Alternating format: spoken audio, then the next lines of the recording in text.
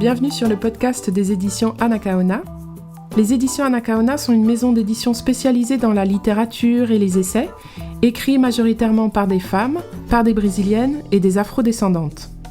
Dans ce podcast, nous parlerons donc de pensée décoloniale, de Brésil, de féminisme et d'antiracisme.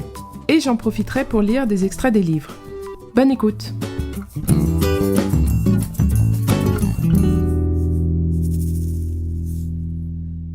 Alors si vous entendez un ronflement ou un sifflement, c'est Léo, mon chien, qui est dans son panier, qui a été au bois aujourd'hui, qui est crevé et donc qui ronfle paisiblement. Alors l'Amérique latine serait une région exotique pleine de ferveur révolutionnaire, bien sympathique, mais subalterne et finalement peu propice à la montée en généralité théorique. Ce qui nous conduit dans l'arrière-cour des maîtres du monde. C'est ce que dit avec humour et un brin de cynisme Jules Falquet, dans son livre Imbrication, Femmes, races et classes dans les mouvements sociaux, publié aux éditions du Croquant.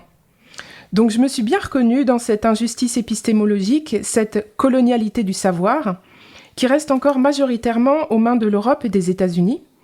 Colonialité dont nous avions parlé dans un épisode précédent avec Lisselle Quiroz. Donc autant vous dire que j'étais absolument ravie de lire et de découvrir l'agentivité des femmes sud-américaines dans la théorie et la pratique. Donc dans ce livre, Jules parle des femmes révolutionnaires salvadoriennes, des femmes autochtones zapatistes, du Combahee River Collective aux États-Unis. Elle dresse un panorama des féminismes lesbiens, noirs, caribéens, latino-américains, autonomes, communautaires, populaires ou décoloniaux sur les 3-4 dernières décennies. Donc autant vous dire que c'est passionnant. Et c'est pour cela que j'ai donc invité Jules aujourd'hui à nous en parler. Alors bonjour Jules. Bonjour. Alors juste pour te présenter rapidement, tu es aujourd'hui professeur de philosophie à Paris 8 et auparavant tu enseignais la sociologie à Paris Diderot et tu vis et travailles entre la France, le Mexique, le Brésil, le Salvador et d'autres pays d'Amérique latine et des Caraïbes depuis 1989. Donc est-ce que tu as aussi d'autres choses à nous dire sur toi ou sur tes thèmes de prédilection ? Alors peut-être, il y a énormément de choses à dire. C'est vrai que je suis née une première fois en France en 68 et une deuxième fois en 89 au Mexique, au Chiapas, avant le soulèvement zapatiste. Mais c'est vrai que ça a été la première fois où j'ai vécu assez longtemps et ça m'a vraiment beaucoup marqué. Et bon, je veux pas être trop longue sur ma bio, mais voilà, je pense que c'est vraiment une histoire longue dans différents pays du continent. Et puis, Paris 8, c'est l'université de Saint-Denis. Mmh. Et je travaille donc beaucoup à partir d'eux et grâce aux réflexions qui sont développées par des mouvements sociaux en général et de Abby Ayala en particulier. En particulier, les femmes dans les mouvements sociaux et les mouvements sociaux de femmes, de féministes et de lesbiennes, et aussi les mouvements autochtones. Et ça m'a conduit, c'est vraiment, il y a deux grands mouvements qui m'ont énormément inspirée et sur lesquels je m'appuie, dont je me sens proche, etc. C'est le mouvement féministe qui a vraiment été le premier à faire notamment une réflexion très importante, critique de l'institutionnalisation du féminisme et du genre, et le mouvement zapatiste, donc comme j'ai vécu au Chiapas avant même que ce mouvement n'apparaisse, ça m'a vraiment intéressée de voir tout ce qui s'est déroulé depuis. Et le mouvement zapatiste est vraiment un mouvement qui a été aussi le premier à mettre en avant l'importance et la nocivité du néolibéralisme. Donc je pense avant les forums sociaux mondiaux et tout, le premier mouvement, un mouvement autochtone de personnes complètement reléguées, que la plupart des gens ignoraient complètement, ils savaient même pas qu'ils vivaient encore. C'est ce mouvement-là qui a mis le doigt politiquement sur la question du néolibéralisme dès le début des années 90. Et je pense que c'est vraiment très important de le souligner.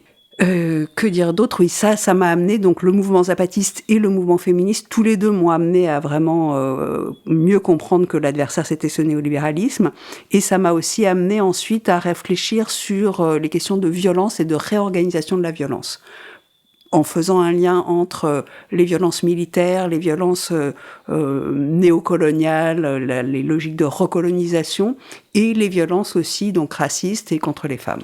Et un gros mélange. Donc en fait, ça fait le premier bouquin que j'ai écrit, c'était sur justement la recomposition du néolibéralisme et la manière dont il s'appuyait, il tentait de coopter le mouvement féministe. Le deuxième, c'est sur la violence. la réorganisation néolibérale de la violence. Et donc là, imbrication, c'est vraiment un retour sur les mouvements sociaux, un certain nombre de mouvements sociaux du continent, pour essayer de montrer tout ce qu'ils ont apporté en termes vraiment de réflexion politique, théorique, et puis aussi rappeler leur histoire, parce que je pense elle vaut vraiment la peine d'être connue. Alors, dans ton introduction, tu remarques que les réflexions de la diaspora noire du Brésil, pourtant numériquement la plus importante, restent inconnues des anglophones ou des francophones. C'est vraiment ce que tu viens de dire et c'est un problème auquel je me heurte tous les jours. Et ça m'a vraiment fait plaisir que tu rappelles que les femmes brésiliennes pensaient déjà de façon subtile et précoce, et bien avant Kimberlé Crenshaw, l'intersectionnalité, ou toi tu l'appelles plutôt l'imbrication de plusieurs systèmes d'oppression, dès les années 80, avec notamment Leila González, on y reviendra. Donc pour toi, le féminisme noir américain, caribéen et lesbien d'Abya Yala, il débouche sur une réflexion particulièrement importante. Pour toi, il résonne clairement en termes de rapports sociaux imbriqués ou intersectionnés, et il se projette dans une analyse globale de la mondialisation depuis le Sud. C'est un féminisme qui relie théorie et pratique, grâce à une réflexion collective à l'échelle transnationale. Et pour toi, il propose des analyses, des stratégies et des actions que tu juges parmi les plus novatrices et porteuses d'espoir à l'heure actuelle. Donc, ton chapitre 4 s'appelle « Le féminisme noir d'Amérique latine et des Caraïbes, la construction d'une améfricanité critique ». Donc, ça fait plusieurs fois qu'on parle de ce terme « améfricanité ». Est-ce que tu pourrais nous l'expliquer et puis peut-être nous parler rapidement de celle qui l'a inventée, la grande Leila González, qui était une précurseuse du féminisme noir d'Abya Yala? Oui, Leila González, c'est vraiment quelqu'un d'exceptionnel, je pense, à beaucoup d'égards. Et une chose qui est surprenante, c'est qu'elle soit aussi peu connue, alors même qu'elle a écrit, publié en français, en anglais, en portugais, en espagnol. Et elle a été notamment anthropologue, donc c'est une femme afro-brésilienne. Elle a été anthropologue, elle a cofondé le mouvement Noir Unifié, donc vraiment pendant la dictature, la lutte antiraciste et plus d'ailleurs noire. Et ce terme, elle a fait plein de choses, elle a écrit beaucoup de choses, mais elle a donc notamment proposé ce terme d'améfricanité pour insister sur le fait, au moins sur deux choses différentes, disons. Une chose, c'est que des héritages culturels et humains africains ont imprégné l'ensemble du continent, et pas seulement les personnes afrodescendantes, dans la langue, dans la nourriture, dans la culture, dans la spiritualité, dans énormément de choses. Donc elle souligne vraiment cet héritage. Et c'est aussi une manière de faire une différence avec le fait d'être africain, parce qu'en fait, bien sûr, les personnes noires du continent ne sont pas africains et ne sont pas, par exemple, africains-américains. Et elle fait aussi dans ce même texte dans lequel elle propose le concept d'améfricanité, elle fait aussi une critique tout à fait intéressante aux États-Unis qui accaparent le terme d'américain et d'américaine pour seulement les États-Unis. Donc je trouve que c'est vraiment intéressant et important sa proposition qui permet à la fois de bien nommer, de donner de la place à toutes les personnes afrodescendantes et aussi, et ça fait vraiment partie à la fois de sa réflexion à elle et peut-être de manière plus générale d'une partie de la réflexion et de la proposition politique du mouvement noir au Brésil, c'est de noircir en fait ou d'africaniser, c'est deux choses un petit peu différentes mais c'est un peu la même idée, l'ensemble du pays, l'ensemble des mouvements sociaux, de faire ressortir, parce qu'en réalité, la logique du racisme au Brésil est différente de celle qui prévaut par exemple aux États-Unis, dans les deux cas, il y a bien sûr du racisme,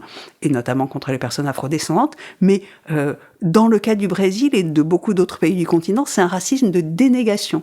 Donc il faut vraiment insister sur le fait, sur les racines, sur les apports africains, alors que aux États-Unis, par exemple, une mini-goutte, c'est ce dont on parlait tout à l'heure avant de commencer, une goutte de sang noir rend les gens noirs, soi-disant. Donc, il n'y a pas du tout d'effort à faire, de culture à construire, d'affirmation, etc. Au contraire, c'est plutôt la question du passing, etc. Tandis qu'au Brésil, face à une politique extrêmement forte de métissage blanchissant, vraiment, un des éléments clés de la lutte antiraciste, c'est d'affirmer des origines africaine et d'affirmer quelque chose ou des choses autour de culture au pluriel noire ou afrodescendante. Mais en fait, ce que tu dis, il me semble que c'est pas non plus que limité au Brésil, parce que justement dans ton livre, je reprends une citation d'Oshi Curiel, qui est donc de République dominicaine, et qui dit « Affirmer notre négritude était devenu une forme de résistance politique.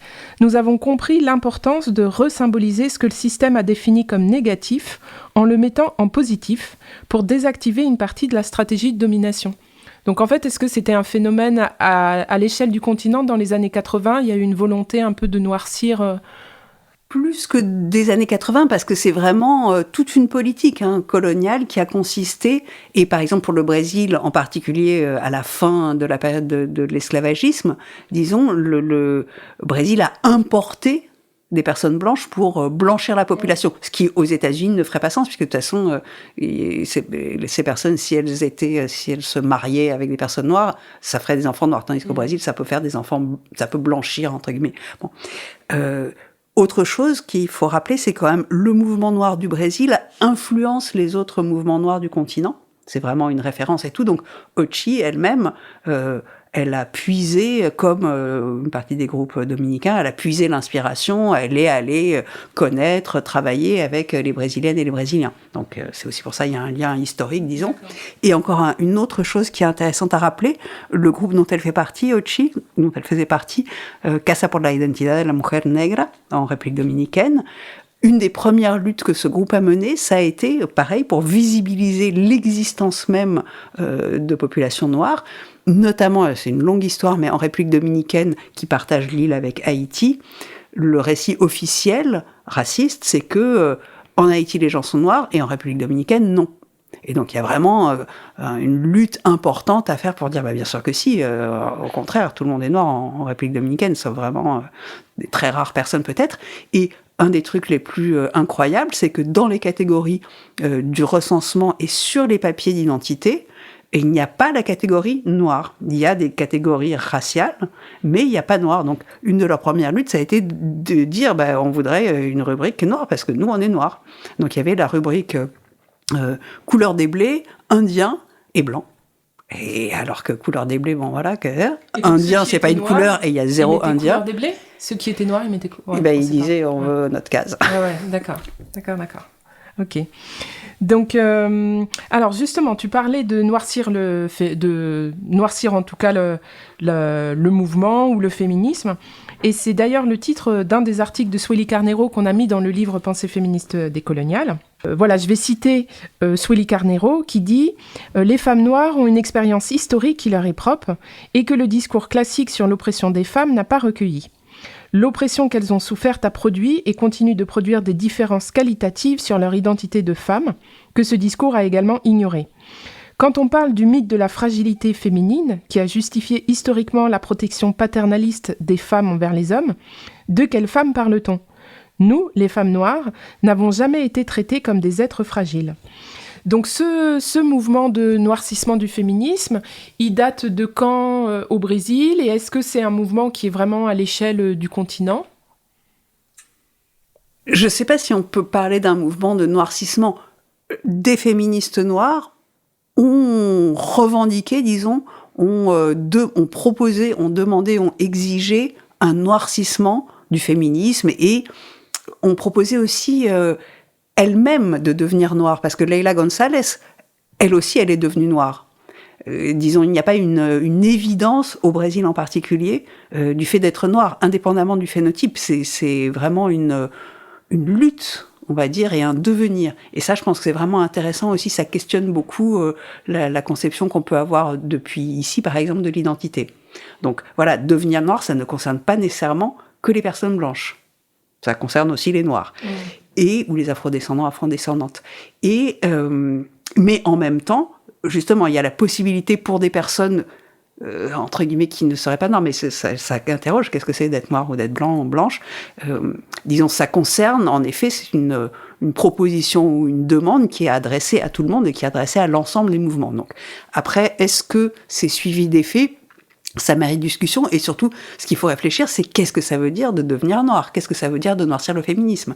Est-ce que ça veut dire, par exemple, de traiter d'autres thèmes, ou bien d'aborder autrement les mêmes thèmes ? Un des exemples hyper classiques, c'est la question de, par exemple, des stérilisations forcées, de la maternité volontaire. Qu'est-ce que ça veut dire ? Pour certaines personnes, ça va être l'avortement, pour d'autres, ça veut dire la lutte contre les stérilisations, ou la possibilité d'être mère dans des bonnes conditions. Donc, par exemple, ça peut être une manière de noircir le féminisme. Un autre élément qui est important au Brésil, c'est qui n'est pas nécessairement de toutes les femmes et féministes et lesbiennes noires, mais ça peut être la revendication des spiritualités de matrice africaine, qui sont par ailleurs diverses, etc. Donc voilà, c'est quelque chose qui, je pense, se fait de manière progressive, diffuse. Je pense que c'est surtout très présent au Brésil, aussi parce que le mouvement noir y est très fort et la population noire y est très importante. Et c'est vrai que je pense probablement dans les derniers 20 ans, il y a aussi une revendication vraiment de plus en plus forte et une force, une énergie, un bouillonnement du mouvement noir en général et de femmes particulièrement remarquables, quoi. Et est-ce que on parle de noircir le féminisme, et est-ce que dans le même ordre d'idées, on peut parler de autochtonisation, ou je ne sais pas comment dire, du féminisme, c'est-à-dire qu'est-ce qu'elles aussi, elles sont arrivées avec leurs revendications, parce qu'une femme autochtone, c'est pas la même chose qu'une femme blanche ? Alors, je voulais dire une chose qui me semble importante, c'est l'importance de la politique d'action affirmative, et notamment dans les universités, parce que ça a aussi des conséquences sur la possibilité donc de s'approprier des outils intellectuels, et après aussi d'avoir accès à des professions, etc. Donc, en fait, comme le combat River Collective aux États-Unis, il surgit une vingtaine d'années après, disons, la possibilité plus grande pour les personnes noires d'accéder à l'école puis à l'université, au Brésil, les quotas, notamment pour les personnes noires, les personnes autochtones, et aussi il y a aussi des quotas de classe, on va dire. C'est ça aussi qui a énormément renforcé dans les dernières années le mouvement noir et le féminisme noir. Après, les populations autochtones ne sont pas du tout nécessairement dans la même situation que les populations afrodescendantes. C'est vraiment bien sûr, il y a un racisme très important et tout, mais il n'a pas forcément du tout la même logique.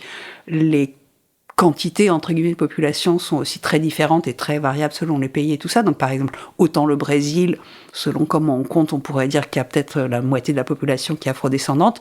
Autant, au Brésil, il y a 1 ou 2% de population considérée comme autochtone. Donc, on n'est pas du tout... Et en plus, qui est essentiellement... qui est beaucoup plus, on va dire, rural ou dans des régions plus reculées, alors que, par exemple, une grosse partie de la population afrodescendante, elle est quand même aussi en ville. Donc voilà, ça fait plein de choses qui sont différentes. Une partie des femmes autochtones, elles se sont davantage organisées peut-être autour de la question ou de la proposition du féminisme communautaire, même si c'est quelque chose qui est aussi très, très...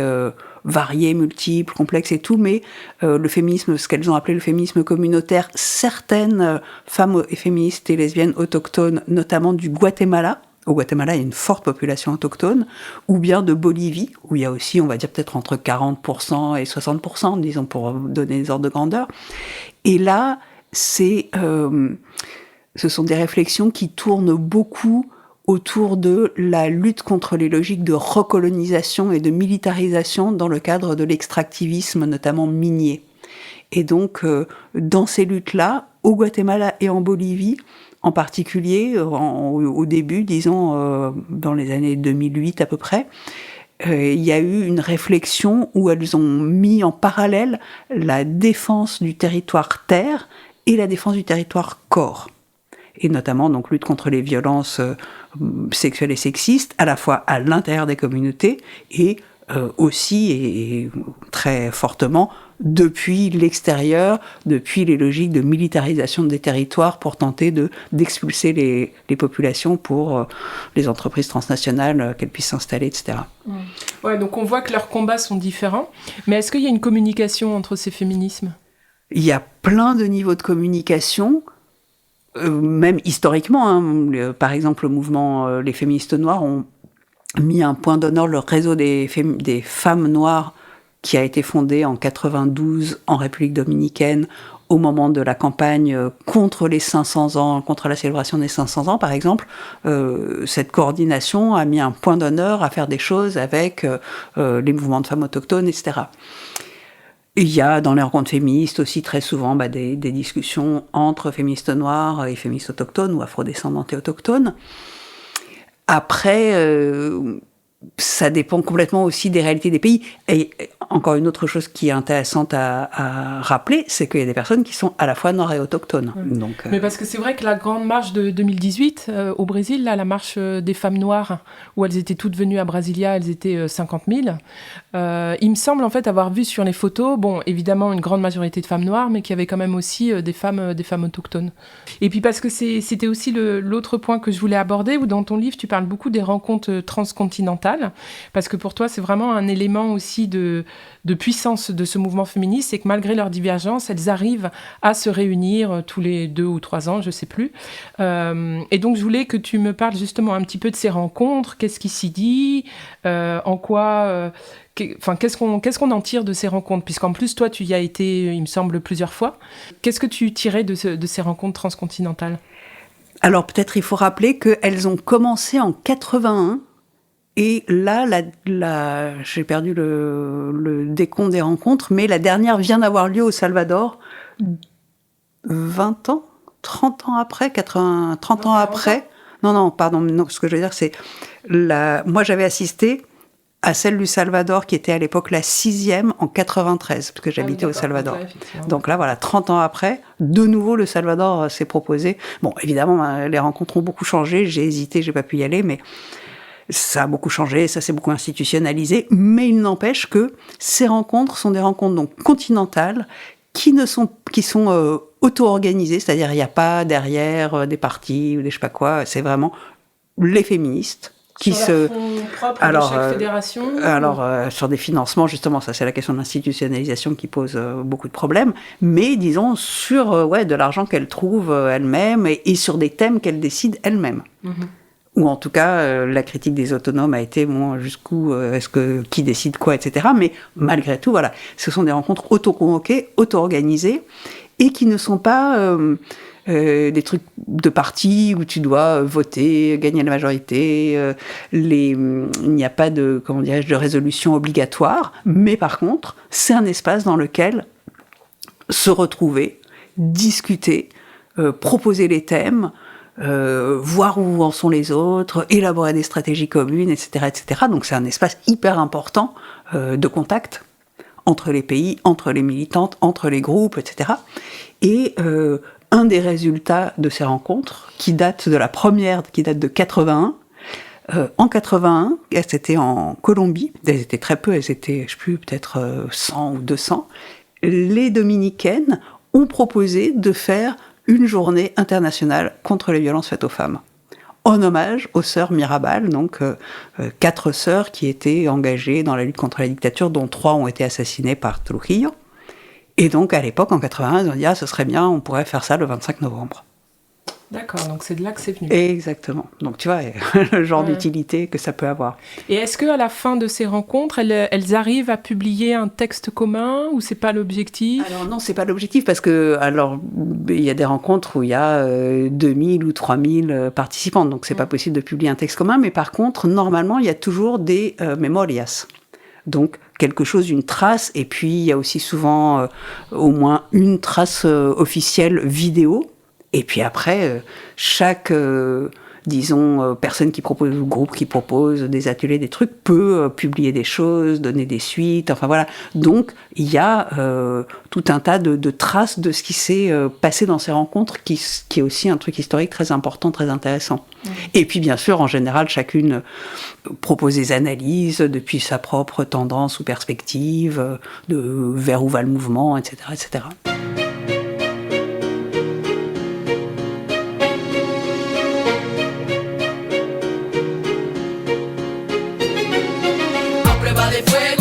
Nos detiene, hoy somos más fuertes, bendición de ser mujer. A prueba de fuego nada nos detiene, hoy somos más fuertes, bendición de ser mujer. Estas voces hoy se unen en un grito de conciencia, las mujeres hoy unidas hacemos la diferencia. Fortaleza mental, física y espiritual, esa es la dosis total, qué bendición es ser mujer. Hay muchos mal llamados hombrecitos por ahí que menosprecian tu fuerza, ilusos, absurdos, olvidan que durante 9 meses en un vientre femenino sintieron abrigo, refugio seguro. Y ahora la boca se llenan diciendo yo soy el duro, levantando el puño. Huecos, acomplejados, pero bien paradas en la lucha, sin pretextos, sin excusas, levantamos bien las manos y con la paz hoy guerreamos. El hip hop nuestro instrumento, mi verso el enlace perfecto a tiempo completo, exacto, melódico, armónico, rítmico, lógico. Te deja atónito y te preguntas por qué, solo obsérvame, qué bendiciones ser mujer. A prueba de fuego nada nos detiene, hoy somos más fuertes, bendición de ser mujer. A prueba de fuego nada nos detiene, hoy somos más fuertes, bendición de ser mujer. Las voces hoy se unen en un grito de conciencia, las mujeres hoy unidas hacemos la diferencia. Fortaleza mental, física y espiritual, esa es la dosis total, qué bendición es ser mujer. La violencia contra la mujer hay que parar, ninguna más se va a dejar extorsionar. Maltratar, tenemos los derechos, somos más. Cicatrices, golpes, basta, hazte respetar. Mujer, tú vales más, el dinero vendrá, tú puedes trabajar. Fuera la dependencia, al hombre que no respeta. Sueña sin parar, nadie te trunque el camino. Aférrate a mi Dios, yo, él tiene la solución. Yo, toma la decisión, un paso a tu salvación. Vive libre, eres fuerte e invencible. Y tu arma es... Tu arma es la palabra. A prueba de fuego nada nos detiene, hoy somos más fuertes, bendición de ser mujer. A prueba de fuego nada nos detiene, hoy somos más fuertes, bendición de ser mujer. Las voces hoy se unen en un grito de conciencia, las mujeres hoy unidas hacemos la diferencia. Fortaleza mental, física y espiritual, esa es la dosis total, qué bendición de ser mujer. Que dicen que es fácil parir, pero que ignorante que es la gente. Nosotras llevamos por 9 meses un ser vivo en nuestro vientre, combatiendo obstáculos y adversidades, rompiendo barreras mentales contra esos neandertales faltos de capacidades. Black Mamba represent frente a todos esos patanes. Ruma roja represent, Menú represent, Ole Yance.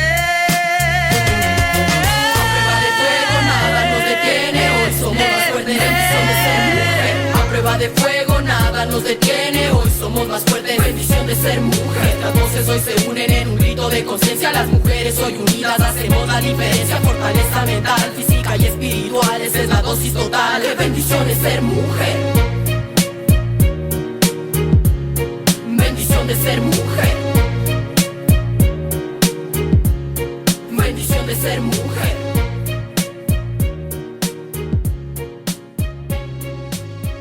Donc ensuite, ton chapitre 5, qui s'appelle « Le féminisme d'Abya Yala, de la révolution à l'ONGisation ». C'est comme ça qu'on dit, ONGisation? Ouais. Oui, je pense qu'on peut dire. Donc, t'en as un petit peu parlé tout à l'heure quand tu parlais de l'institutionnalisation.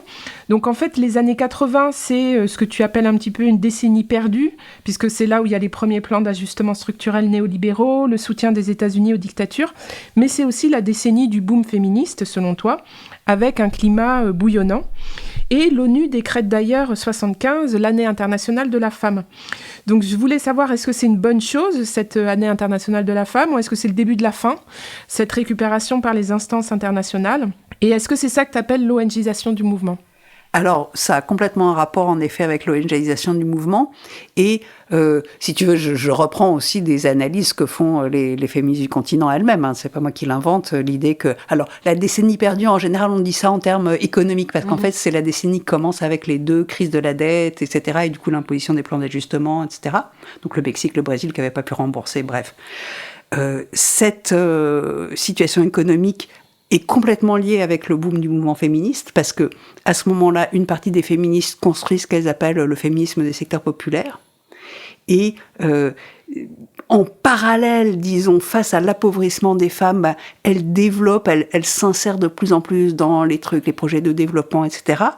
Et en fait, la fin des années 80, il y a eu ce développement important, cette massification, et là, en fait, il y a la chute du mur de Berlin, le démantèlement de l'Union soviétique, et il y a une espèce de basculement, et ce qui était un projet qui était quelque part assez à gauche et tout, de faire un féminisme des secteurs populaires, se retrouve de manière assez paradoxale à accompagner complètement et à être complètement récupéré par les institutions internationales, les logiques développementistes de plus en plus conservatrices.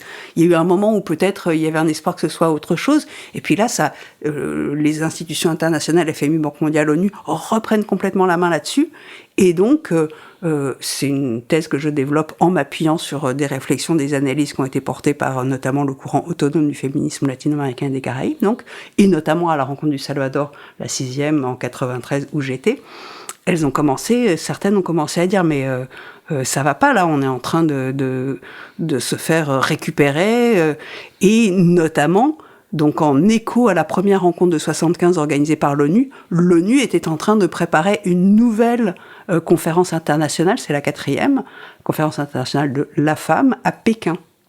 Et à travers ce truc-là, l'ONU avait, donc ONU mais derrière FMI et Banque mondiale, avait mis en place tout un système, on va dire, de captation du mouvement féministe et du mouvement des femmes, et de leurs propositions et de déradicalisation, si on peut dire.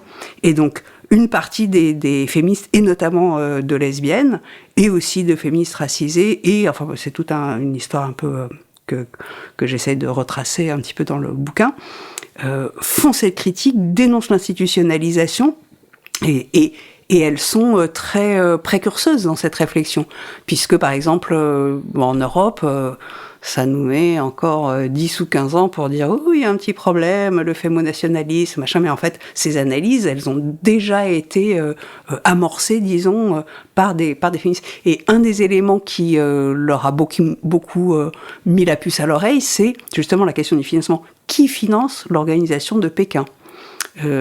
Comment l'ONU a manigancé en quelque sorte le truc, et notamment, comment se fait-il que ce soit la coopération des États-Unis qui finance la participation des féministes d'Abya Yala, sachant que la coopération des États-Unis, elle est extrêmement proche de la CIA, donc coup d'État, etc. Et c'est aussi cette même coopération qui, par exemple, finance des expériences très douteuses sur des femmes afrodescendantes et des femmes indiennes de contraceptifs nocifs. La coopération aux États-Unis, c'est ce qu'on appelle USAID. Ouais, USAID, ouais, exactement. Ouais, d'accord. Donc c'est vrai que là, tu cites plusieurs extraits d'une espèce de manifeste de ce collectif de féminisme autonome qui s'appelle Mujeres creando el feminismo autónomo latinoamericano. Et donc elles disent « Le modèle capitaliste de société qui est à la base de toutes les propositions de développement non seulement ne s'applique pas à nos sociétés latino-américaines, mais nous enfonce chaque fois davantage dans la dépendance et le colonialisme. » Ou alors, elles disent encore, ils nous donnent des miettes, et encore avec des conditions. J'adore ce texte, franchement. Ouais, il est bien pushy. Et enfin, elles disent, les ONG n'ont aucun intérêt à en finir avec la pauvreté de leurs bénéficiaires, puisque cela signifierait perdre leur poste de travail. Nous voyons les ONG comme les technocrates de la pauvreté de genre. Voilà, quand tu as dit ça, tu as tout dit. Ouais. Elles ont, en fait, bon, ça c'est les Mujeres Creando, c'est un des composants du courant autonome. Et en effet, j'ai traduit beaucoup d'extraits d'un certain nombre de textes qu'elles ont présentés à l'époque. C'est vrai que c'est la composante, on va dire, anarcho-féministe bolivienne. Et il faut savoir que, par exemple, elles ont aussi publié, pas très longtemps après, un livre très critique sur le microcrédit avec, c'est déjà le début du gouvernement Morales, et donc ça s'appelle « La pobreza un gran negocio », donc la pauvreté un gros business. Très intéressant. Au début du gouvernement Morales, où il y avait quand même des ministres assez intéressantes et tout, donc elles l'ont fait avec l'ancienne ministre de l'économie, si je me rappelle bien. Et voilà, elles n'ont pas, comme on dit en espagnol, de poil sur la langue. Les mujeres creando. Après, il y a d'autres inconvénients, c'est peut-être pas le moment de rentrer dans le détail, mais c'est vrai que ça a été un composant très, très, disons, à la fois ce qu'elles ont dit et leurs actions. Elles faisaient beaucoup d'actions directes, elles faisaient beaucoup de graffiti, elles ont fait vraiment des choses très, très chouettes. Elles avaient un programme de télévision dans lequel elles ont fait des actions, elles ont filmé des actions très, très impressionnantes sur l'impunité, justement sur la coopération au développement. Bref, il y a des super images qu'on peut certainement trouver encore aujourd'hui. Voilà, on peut trouver en ligne des choses sur ce collectif, des choses que tu as traduites. Tu penses qu'elles sont disponibles en ligne ? J'ai traduit et publié, il y a un manifeste, j'ai tant de sorts que je ne peux pas les compter, ça on l'avait publié dans Nouvelles Questions Féministes. Après les images, je me souviens plus comment il faudrait chercher, mais il faudrait chercher Mujeres Creando et peut-être programme de télévision ou quoi, elles avaient fait au moins 8 d'affilée, je crois toutes les semaines ou tous les mois, et là c'était vraiment énorme. Et elles avaient fait à l'époque, c'était Maria Galindo et Julieta Paredes, qui depuis a été très critiquée pour exercice de violence domestique. Elles avaient fait une performance aussi en tant que lesbiennes. Elles faisaient des actions de rue, quoi. Donc, par terre dans la rue, elles ont mis une couverture et elles se sont étendues dessus à se tenir la main, et c'est là, on s'aime, so what. Enfin, Et donc ça, c'était à peu près en quelle année? Donc, les années 90. Ouais. C'était chaud de faire ça, franchement, dans la passe et tout. Ouais. Il fallait quand même... Chapeau. Ouais. Donc justement, puisqu'on parle là de cette critique du néolibéralisme, en fait, justement, j'ai remarqué aussi cette critique du concept de genre qu'elles font, que j'ai vraiment trouvé très intéressant. En fait, il y a une citation de Julieta Paredes, justement, qui dit « Le genre possède la même valeur politique que la classe. Il n'y aura jamais d'équité ou d'égalité de classe, parce que les classes sociales se fondent sur l'exploitation d'une classe par l'autre. Les bourgeois sont bourgeois parce qu'ils exploitent les prolétaires. C'est la même chose avec le genre. Il n'y aura jamais d'équité de genre, entendue comme égalité, parce que le genre masculin se construit aux dépens du genre féminin. La lutte a donc pour objectif de dépasser le genre en tant que construction historique injuste. » Donc, est-ce que ça a pris cette idée de dépasser l'égalité de genre, ou j'ai l'impression qu'on continue à en parler, voire peut-être même plus? Oui, en fait, donc en 93, lors de la 6e rencontre, il y a les premières critiques. Disons, il y a plusieurs groupes qui convergent. Les Mujeres Creando, un groupe qui s'appelle les Cómplices, où il y a notamment des Chiliennes, des Mexicaines, et puis il y a des Centra-Américaines, notamment salvadoriennes, disons, qui commencent à critiquer cette institutionnalisation, cette ONGisation, les financements, tout un tas de trucs, qui en plus, le monde est en train de se transformer. En 93, c'est en train de se décider qu'est-ce qui va se passer après la fin de l'Union soviétique, etc. Donc, voilà, elles accompagnent, elles s'interrogent sur ce qui est en train de se passer et tout. Et elle décide de continuer à participer aux rencontres féministes continentales, mais aussi d'organiser des rencontres autonomes. Par contre, malheureusement, ce processus ne va pas durer très longtemps, et notamment, les Mujeres Creando, elles disent ça de la coopération, mais elles sont aussi des fois très dures par rapport aux autres, etc. Donc, ça a explosé finalement à la fin des années, on va dire vers 98. Il y a eu une première rencontre, et déjà, ça s'est pas très bien passé. Il y en a eu une deuxième, et puis après, ce courant autonome en tant que tel n'a pas perduré, on va dire, à l'échelle continentale. Par contre, les réflexions ont continué, etc., mais pas tout ensemble. Et ce que je veux dire avec ça, c'est que du coup, le courant autonome n'a pas triomphé, on va dire, politiquement, quoi. Celles qui ont eu plein de financements par les institutions internationales et tout, c'est les autres, bien sûr, c'est les institutionnels. Et le discours qui est, avec toute la machinerie de Pékin, de l'ONU, FMI, Banque mondiale, c'est le genre, et après, donc, le gender mainstreaming, tout ces... le microcrédit pour les femmes, enfin tout ce qu'on connaît, qu'on a depuis finalement critiqué, mais bon. Et les institutionnels ont commencé à critiquer quand il n'y a plus d'argent, en fait. Là, d'un coup, elles se sont dit « Ah oui, en fait, non, c'était pas si bien. » Bref.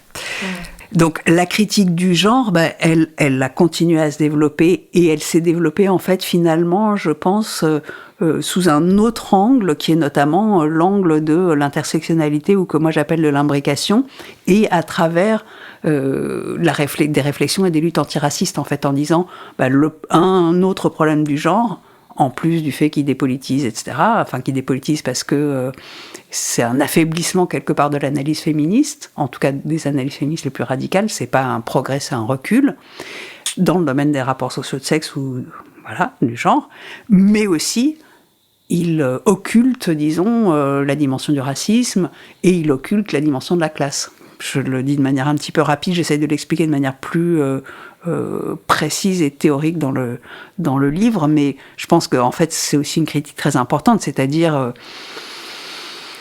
et c'est une manière de prolonger la critique du genre, en tout cas de montrer à quel point en fait il occulte ou il permet pas bien de penser l'intersectionnalité. Alors peut-être pour terminer, est-ce que tu pourrais brièvement répéter ou en tout cas présenter les principaux courants du féminisme à Abya Yala, avec peut-être une ou deux penseuses marquantes pour chacun de ces courants, afin que les personnes qui veulent ensuite aller chercher par elles-mêmes puissent taper le nom et aller voir. Alors c'est peut-être pas évident, mais...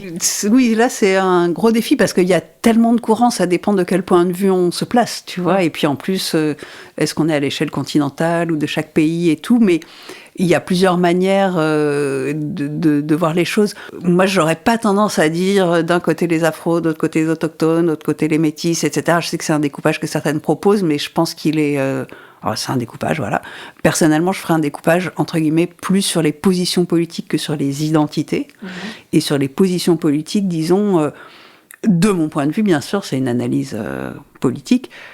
Justement, je fais une assez grande différence entre un courant plus autonome malgré tout, plus critique d'un certain nombre de choses, et un courant plus mainstream, donc les institutionnels, etc. Pour moi, ça, c'est une grosse division. Les institutionnels, je pense que j'ai pas besoin vraiment beaucoup de les nommer, puisqu'en général, ils sont assez connus. Et quand même, pour faire le lien avec ce qu'on vient de dire tout à l'heure, c'est vrai que dans les réflexions radicales, justement, on trouve des féministes afrodescendantes, des féministes autochtones, etc., et des lesbiennes. Alors, des noms... ça dépend déjà, est-ce que des noms de personnes qu'on peut lire en français, c'est pas forcément si nombreux, mais évidemment, donc je recommande Leila González pour le Brésil, qui est une fondatrice, disons, c'est les années 80, mais ça semble très important. Évidemment, on l'a déjà mentionné, mais je recommande le travail de Chick Uriel, donc qui est dominicaine, qui vit en Colombie. Évidemment, dans les afro-brésiliennes, je ne sais pas si ça vaut le coup de les redire, mais Jurema Werneck, Sueli Carneiro, et bien sûr Jamila Ribeiro, plein de plus récentes, on va dire. Dans les féministes autochtones, moi-même, j'ai contribué, disons, à publier en français Lorena Cabnal, qui est vraiment intéressante. On avait fait un numéro, en fait, voilà ce que je peux dire peut-être, on avait fait un numéro spécial de Nouvelles Questions Féministes qui est en ligne, en français et en espagnol, on l'avait fait bilingue, où il y a plusieurs textes de femmes et de féministes autochtones et afro, donc notamment le texte de Sueli que toi tu as repris, un texte de Jurema Werneck qui est vraiment chouette. Il y a des textes de Melissa Cardosa que j'aime bien et qui est une amie et qui est hondurienne. C'est encore dans une autre perspective. Elle est aussi poète. Elle écrit des trucs très très chouettes. Mais il y en a tellement, en fait. C'est un peu difficile Ça fait pas mal de choses à aller chercher. Après, je signalerai, Aura Cumes. Voilà, il y a un autre truc qu'on peut trouver facilement en français. C'est un numéro spécial donc, sur les féminismes autochtones de la revue Recherche féministe, qui est une revue québécoise. Et là, elles ont traduit donc, notamment un texte intéressant de Aura Cumes du Guatemala. Pour dire, parmi les autochtones, il y en a pas mal au Guatemala qui sont vraiment chouettes.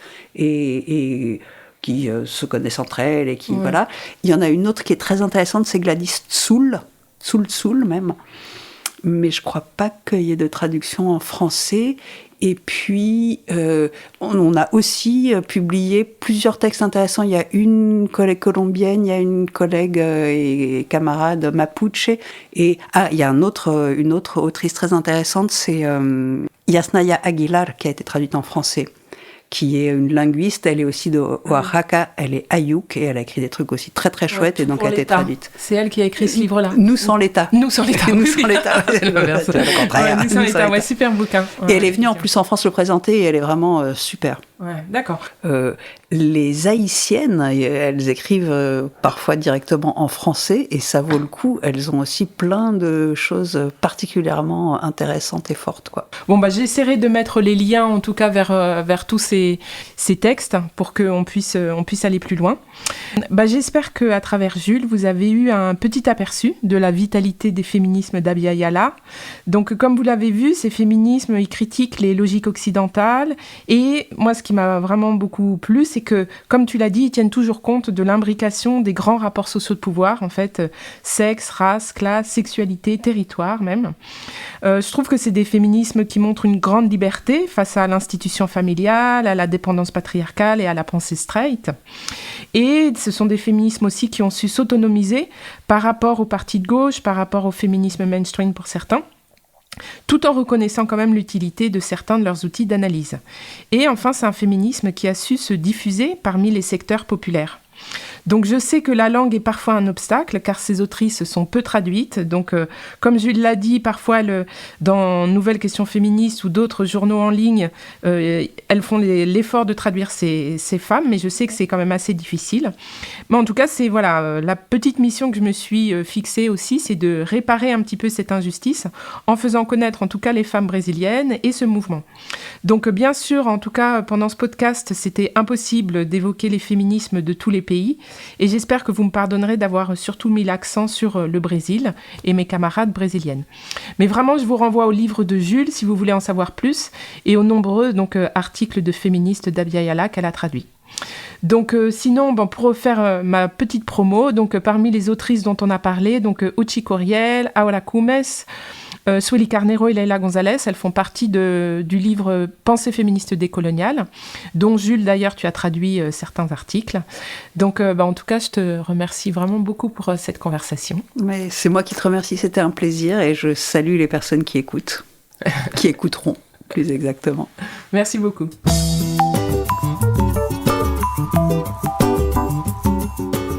Voilà, c'est fini pour aujourd'hui. Merci de nous avoir écoutés. Ce podcast a été réalisé par Lio Vargas, que je remercie chaleureusement. Vous pouvez trouver nos livres en librairie et sur anacaona.fr pour vous approvisionner à la source en direct de la productrice. N'hésitez pas à aller sur le site, tous les livres ont les premières pages en lecture libre, ça vous permettra de vous faire une idée. Sur le site, vous avez également la possibilité de vous inscrire à notre infolettre. Pas de panique, j'en envoie pas beaucoup, juste pour les nouveautés et les rencontres. Car nous essayons autant que possible de faire venir nos auteurs, nos autrices du Brésil, ce qui est toujours l'occasion de rencontres super enrichissantes. Vous pouvez d'ailleurs en retrouver certaines en vidéo, là encore sur le site. Bref, que ce soit par l'intermédiaire du podcast, des livres ou de nos rencontres, je vous dis à bientôt. Un abraço.